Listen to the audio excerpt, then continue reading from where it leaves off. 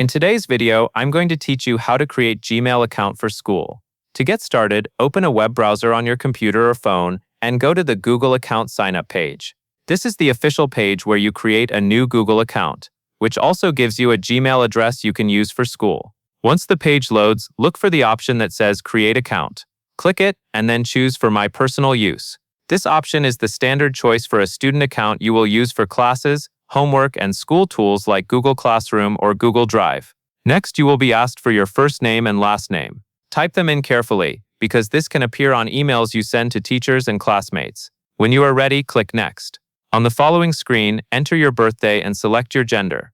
Use your real information here, since Google uses your birthday for account features and age settings. After you fill those in, click Next again. Now you will choose your email address. Google may show a few suggested options.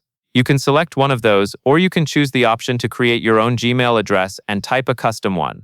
For a school account, it helps to keep it simple and professional, such as using your name or initials. After you decide, click Next. You will then create a password. Enter a strong password, confirm it by typing it again, and then click Next. A good tip is to use a mix of letters, numbers, and symbols, and avoid anything easy to guess. Also, make sure you can remember it, or store it securely in a trusted password manager. After that, a QR code will appear on the screen, and you will need to scan it to continue.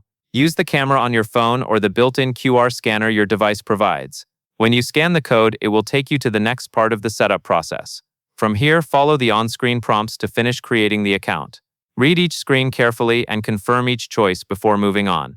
Once you complete the prompts, your Gmail account will be ready to use for school. And that is all there is to it.